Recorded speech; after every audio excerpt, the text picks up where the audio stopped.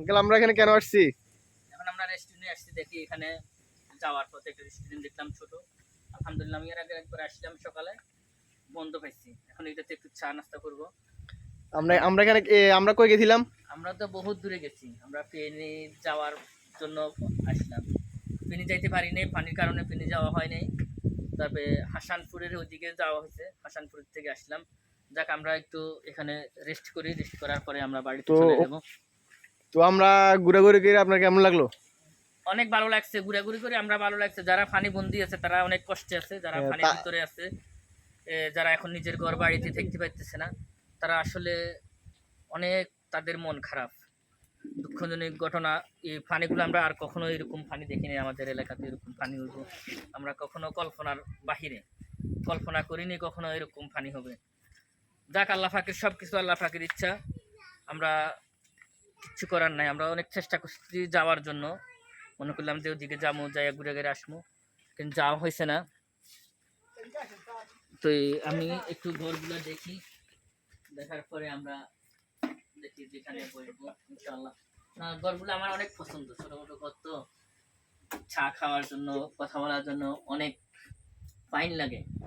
আমি আরেকবার আসা এবাদত সাগরে আসলাম, এবাদত সাগরে আসা স্টপ করবো এখানে। এখানে জায়গা ছোট, এরপরেও আলহামদুলিল্লাহ অনেক সুন্দর করছে জায়গাগুলো।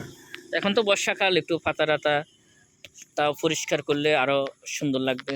এটাই পরিষ্কার রাখলে, গাছ গাছড়া লাগাইছে সুন্দরভাবে, জায়গা টাকা রেডি করছে সুন্দর, সবকিছু সুন্দর লাগে। জায়গা ছোট জায়গা তো, পরিবেশও আছে মোটামুটি ভালো আছে।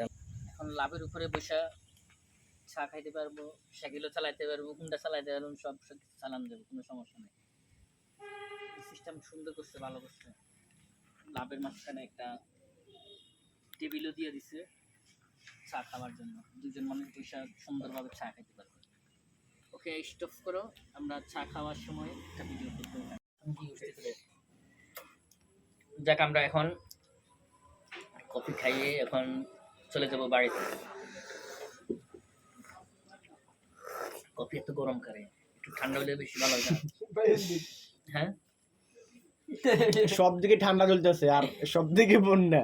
বন্যা তো সব ঠান্ডা হয়ে গেছে, এবার তো শুধু গরম আছে, আর কেউ সব ঠান্ডা কোথায় গেছে। ঠিক, আমরা কফি টফি খাই, খাওয়া দাওয়া, কফিটা খাওয়ার পরে এবার দুলে একটা ব্যঞ্জন ছিল না, সরি, আমি একটা কড়া করে স্টম করে একটা পান খাইয়া, না পান খাইয়া ধীরে চলে যাবো বাড়িতে। বাড়িতে যাইয়া আজকে তো আবার মাছ পড়ার পার্টি আছে, আজকে আমাদের মাছ পড়ার পার্টি আছে।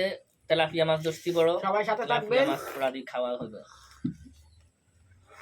ভিডিও তো হইবে, হ্যাঁ ভিডিও তো হইবে। রাতের জন্য সবাই অপেক্ষা করেন, রাতে কিন্তু আমাদের মাছ পার্টির ভিডিও আছে।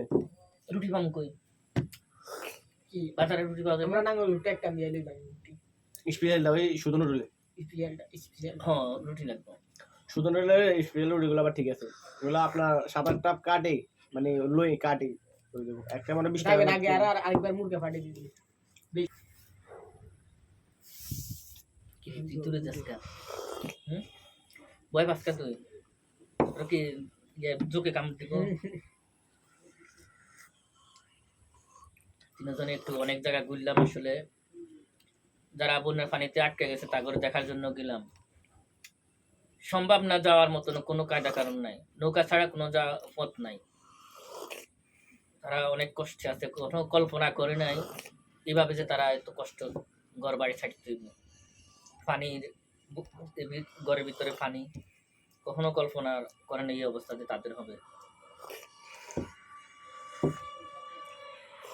সবাই দোয়া করবেন, আল্লাহ পাক যেন সুস্থ রাখে, ভালো রাখে, পানি যেন অতি তাড়াতাড়ি কমে যায়, সবাই দোয়া করবেন।